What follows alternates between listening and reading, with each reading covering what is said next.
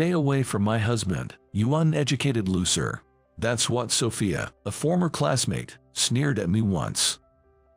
She's a woman who looks down on me for being a middle school grad, boasting about her Harvard degree. What really got under my skin was not just her attitude, but the fact that she was trying to take advantage of my childhood friend, Chuck. For the sake of Chuck, with his straightforward nature, I had to expose her true colors no matter what. I steeled myself for the plan I was about to execute. Understood. I'll pass that on. After parting ways with Sophia, the bride, I waited at the wedding venue for the right moment. All the pieces and information I needed were in place. Having received help from various people to get to this day, I had to make the operation a success. As the groom's speech began, Sophia, the bride, changed color and rushed out of the venue. I followed her, determined to do what needed to be done. My name is Kyle. I'm a middle-aged man, turning 40 this year. Raised in a typical household, I went straight to work for a company after graduating from middle school. I had wanted to attend high school, but due to our financial situation, I had to give it up. This was because my father was deceived by someone and ended up in debt when I was in 8th grade. To repay that money, both my mother and I had to work. There was a time when my father was distressed, my mother was worn out, and our home environment was at its worst, but somehow we managed to get through it. Our family didn't fall apart, perhaps due to various strokes of luck that allowed us to repay the debt within a few years. One reason was selling a historical painting found in my grandfather's storehouse, which brought in a significant sum. But another piece of luck was having a childhood friend like Chuck. Thanks to Chuck pleading with his father, Michael, I was able to work for a slightly better paying company than a typical business. Chuck was a middle school student just like me at the time, but his father owned a large corporation, which is why I was helped by them.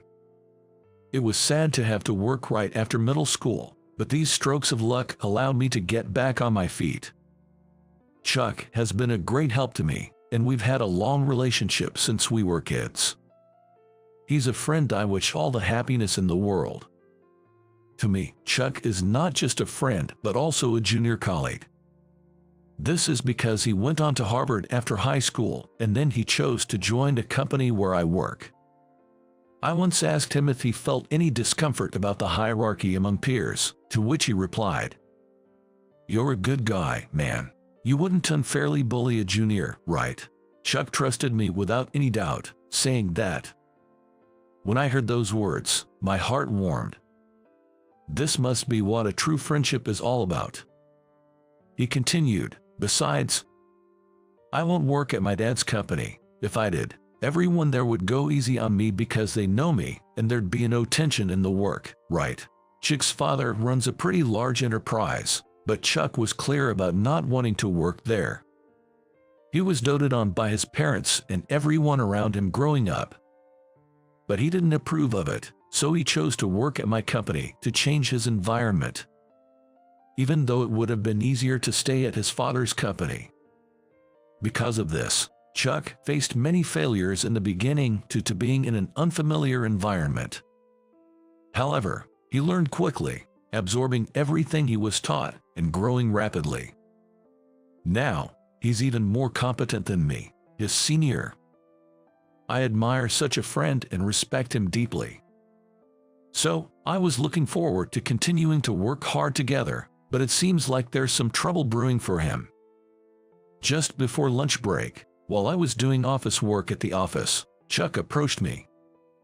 With his thoughts clearly written on his face, he let out a sigh, looking quite melancholic. Since Chuck works in the same office as I do, we often chat during work hours. He's a serious guy, so it's usually about work, but today seems different. Chuck, cautious of others' eyes, started talking to me. "Can we talk about something during lunch? Is that okay? What's up? Is there a problem? It's not about work, but about my personal life, you know, that matter." Hearing his hesitant words, I had a hunch. He must be troubled about his fiancée.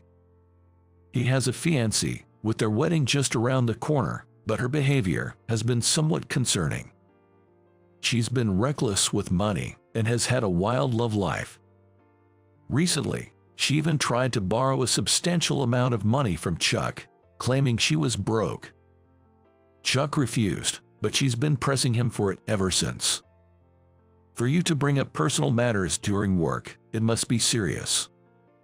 Well, we had a bit of an argument when we met yesterday. Chuck, usually straightforward, speaks his mind without beating around the bush.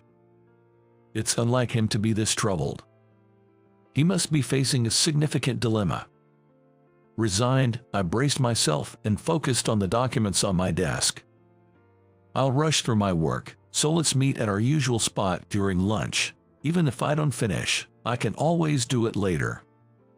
With a resolve to solve my dear childhood friend's problem, I got down to my paperwork. Lunch break was approaching, and it was doubtful I could finish everything, but whatever remained could be deferred. Fortunately, I had just cleared the most urgent tasks. Thanks, man. I feel a bit relieved now. See you at lunch. Jer, see you soon. It must have been about half a year ago when I heard Chuck was engaged. I was surprised that he, who had never been involved with women, had found someone. Perhaps due to his playful and mischievous nature or his older-looking appearance, Chuck had never been in a relationship before. Although he seemed to have a desire to marry, no woman seemed to see him as a potential partner. Such things depend on fate. Neither I nor Chick's other friends, all decent people, ever thought he lacked appeal to women. So when he, who used to quip, "Imagine staying single for life," found himself a fiancée, I was as thrilled as if the good news were my own. I told him, "Don't ever let go of her hand," encouraging him. I was thrilled at the thought of my precious childhood friend getting married, having children, and building a happy family. But when I heard the name of Chuck's fiancée, Sophia, I became worried for him. Sophia and I were classmates in middle school, and she was not someone I'd recommend as a marriage partner. Back in middle school, Sophia was known for her extravagant spending, quickly burning through her allowance and gambling with friends. In high school, she dated multiple men, causing trouble. That's why I was concerned Chuck might end up in a bad situation. I hope my worries were unfounded, but the situation seemed grim. Chick's expression when we talked about Sophia earlier was particularly gloomy. What came to mind was an incident that happened a few months ago. It was on a day off. 3 months after learning about Chick's engagement, I was on a train to go shopping. As I was about to go buy some hobby model kits, I noticed Sophia on the train. It was probably easy to spot her since there were fewer people around during the daytime on a weekday. It had been since middle school since we last met, but her voice and face hadn't changed much, making her easy to recognize. Dressed flamboyantly, just like back then, Sophia was adorned with numerous accessories. Sophia, pulling out her cell phone, seemed to be on a call with someone. Laughing, she was saying things like, "I got a great wallet, and I can buy so many things I like." I couldn't help but suspect she was talking about Chuck. Feeling uneasy, I listened in for more information, but the call ended too soon. Without any clear mention of a name, I was left uncertain. "What are you looking at?" Perhaps it was because I had been staring intently while lost in thought. Sophia, noticing my gaze, spoke to me.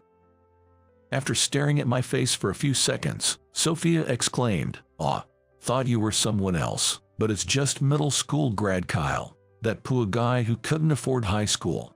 Surprised, she started talking loudly enough for her voice to travel from one end of the train to the other, discussing things that invaded my privacy. The stares of other passengers, surprised by her outburst, focused on us. "Wow, why are you even on a train during the weekdays? Can't get a job because you're uneducated." She rapidly fired off one rude remark after another, looking at me with an expression that seemed to relish the fun. It was as if she found great joy in pointing out the flaws in people. "It's been a while, hasn't it? Anyway, don't start talking to me. I don't want to associate with an uneducated guy like you." Even though she had initiated the conversation, I was at a loss for words, and before I could respond, Sophia began preparing to get off. In a panic, I tried to ask her about Chuck, but unfortunately, the train stopped at her station before I could get an answer. After saying her piece, Sophia left through the doors, saying, "See ya," and descended onto the platform. Because of this incident, I couldn't help but think she was not a good match for Chuck. Despite reminiscing about the past, I managed to get through all my paperwork.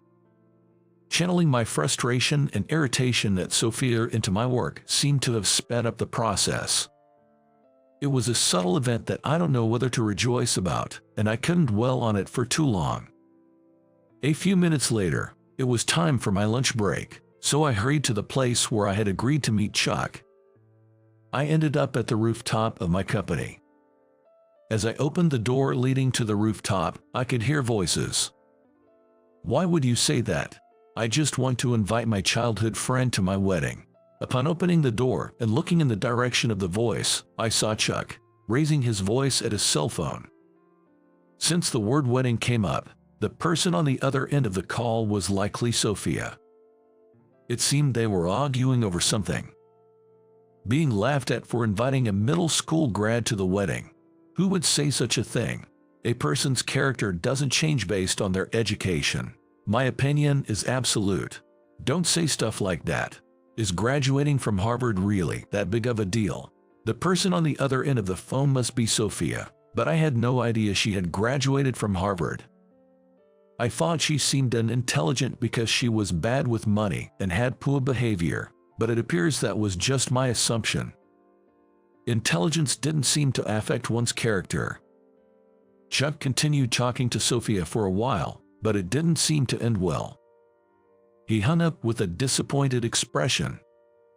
"Sorry for eavesdropping, but it doesn't seem to be going well. Is everything okay?" "Kyle, well, there's a lot going on." "Is the thing you wanted to discuss about the guest list?" Chuck nodded emphatically. "Exactly. I thought if you and Sophia could talk directly, any misunderstandings might be cleared up. She won't listen, and keeps saying no because he's just a lowly middle school grad." So that's what it was. "We've known each other for a long time, and I want you to celebrate my big day." Chuck looked down and murmured, "Do I lack judgment? I thought she was a good person when we first met." Chuck, unable to bear the sight of my downtrodden childhood friend, I looked away. Maybe I shouldn't be getting married. It didn't seem this way when we started dating, but lately, our differences in values have become more apparent. Taking a deep breath, I made a decision. My dear childhood friend was in trouble. I would do whatever I could to help. "Got it, I'll look into it." About her. My childhood friend Chuck has a wide network of connections. This is largely due to his father, Michael, who is well connected in various circles. Chuck, as a child, used to accompany Michael to social parties. It seems he was entertained by the adults there, which allowed him to meet a variety of people. Thanks to my association with Chuck, who has such connections, my own network has naturally expanded, which comes in handy at times like this. I'm thinking of leveraging that network right away. I began to consider various people I could turn to, including detectives and police officers. Since it would be difficult for Chuck to suspect someone, I need to be the one to take firm action. I resolved to expose Sophia's true nature and keep her away from my childhood friend. After reaching out to various contacts, I uncovered some truths about Sophia. Though expected, the revelations were quite shocking. I was about to share this information with Chuck, but he had come down with a fever. It seems he had been under a lot of mental stress lately, which likely led to his condition worsening. When I visited him, he seemed too ill to even speak, so I couldn't bring up Sophia's matters. I didn't want to add to his stress and potentially worsen his illness. So I decided to talk to his parents instead. After explaining the situation to Michael and his wife, I had planned to eventually tell Chuck, but the wedding day arrived while he was still recuperating. Chuck seemed to have recovered just in time for the day, but I was a bit worried he was pushing himself too hard. I wanted to meet him before the wedding, but my busy work schedule prevented that. Upon arriving at the venue on the wedding day, I was fortunately guided by the staff, who said, "You must be Kyle. The venue is this way." It seems Chick's parents had arranged for my entry. Inside, there were over 500 guests. While I'm not sure about Sophia's acquaintances, it's not surprising that Chuck, with his extensive network, would have that many guests. But thinking about him being the center of attention in front of 500 people made me nervous too. I made sure to look for certain people who absolutely had to be there. After discussing with Chick's parents, we had secretly added about 10 more people to the guest list without Sophia knowing. The plan seemed to be going smoothly, and I felt relieved. As I was waiting for the ceremony to start, a staff member called me aside. Wondering what it was about, I was unexpectedly taken to the bride's dressing room. There, I was greeted by Sophia, dressed in her wedding gown. "Chuck had been saying he wanted to invite you, so I had the staff look for you, not really expecting you to come, but here you are." "Well, it's fine. I'm in a good mood today, so I'll let it slide." "Do I need your permission to celebrate my childhood friend?" "Listen, people need to follow those who are more knowledgeable and smart. That's how the world works." Sophia's condescending attitude hadn't changed since the last time we met. "You can celebrate all you want, but don't get any more involved with us. It would be embarrassing to be seen with someone like you." She continued in a mocking tone. "A couple from prestigious backgrounds and a middle school graduate just don't match, do they? Stay away from my husband. You should know your place." I had hoped that if she truly loved Chuck, she might reconsider her words and actions after my warning, but it seems that's not the case. She doesn't love Chuck. She must have approached him for her own gain. This means I can proceed with the plan without any reservations. "Understood. I'll convey that message." "What do you mean?" "I'll tell Chuck that I will stay away from him from now on." "Oh, how surprisingly understanding of you." That's why my tone might have sounded a bit brighter. Sophia looked slightly puzzled but didn't press the matter further. After a few seconds, she waved me off with an annoyed gesture, saying, "I'm busy, please leave." Her confidence is only for now. Back at the venue, I informed Michael and his wife about the conversation. They looked disappointed, but time waits for no one. As the scheduled start time arrived, the wedding ceremony began as planned. The bride and groom made their entrance, and the staff efficiently moved the ceremony along. Thanks to the skilled staff, the event proceeded smoothly without any issues. Amidst all this, Chuck, the groom, began his speech. This is my first time on such a grand occasion, so I'm quite nervous. I'm not sure if I can speak properly, but..." Chuck, visibly nervous, started to share how he met Sophia, the bride, and their dating stories. Soon after, a murmur started spreading through a corner of the venue. Has he been unaware of her true nature? Sophia, are you planning to use him as well? Sophia, noticing the murmur, began to panic. It seemed that only then did she realize the presence of guests who weren't supposed to be invited. There were about 10 unexpected guests. All of them were individuals who had been negatively affected by Sophia. They had either been saddled with debt or had money extorted from them while dating her. They had willingly cooperated to unveil Sophia's true colors for this occasion. Sophia, grimacing at the insults thrown her way, looked desperately at Chuck for help. But Chuck, at a loss for words, just paused his speech and observed Sophia's reaction. Then, as a final blow, a recorded voice started playing throughout the venue. It was one piece of evidence gathered by the detective, All men are just a wallet to me. Just pretend to love them and use them however you want." This voice clip echoed throughout the venue for a few minutes. Eventually, Sophia, unable to bear the atmosphere, fled the wedding hall. Afterwards, a few people left the venue to search for Sophia. Feeling responsible for devising the plan, I also went out to look for her. Sophia, found crouching on a deserted road, was being confronted by the guests. "While you claimed to love me, you were only ever thinking about money. It was the same this time, wasn't it? You said friends should help each other, so pay back the debt you saddled me with." Initially, Sophia looked pale and frightened, but eventually, she defiantly retorted, "It's your responsibility for being deceived. I didn't want to exchange words with such a selfish person, but someone needed to take charge of the situation." I stepped forward. "I have discussed this with everyone here beforehand. If you don't want this to become a police matter, please apologize for all the trouble you've caused so far." I continued, making sure Sophia couldn't escape.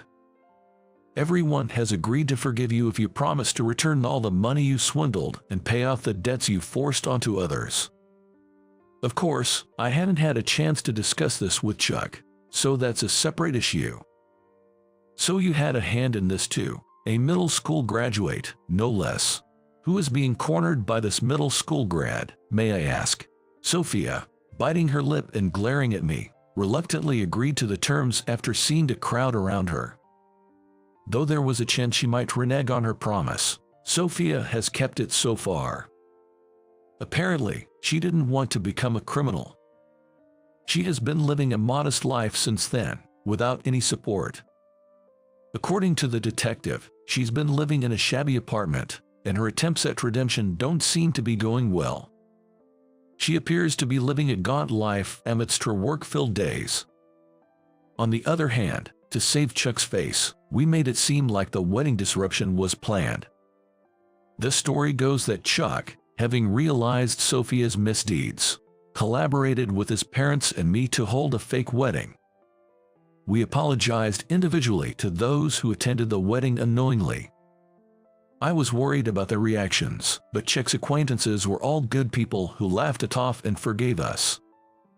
Of course, I also properly apologized to Chuck. It was an unavoidable situation, but I had cornered Sophia without telling him. However, Chuck forgave my apologies. "It was just bad luck. If I hadn't been sick, you would have told me, right? Then there's no need to be angry. Chuck is too good for me." I realized he's an irreplaceable and precious best friend. A few years later, Chuck got married for real. His partner wasn't someone with a difficult personality like Sophia, but rather a genuinely kind-hearted woman. As a couple, they embarked on a new chapter together. At the wedding, I was entrusted with the role of giving a speech on behalf of the friends, and I carried out that responsibility with great care. I genuinely felt glad that my childhood friend was able to find true happiness.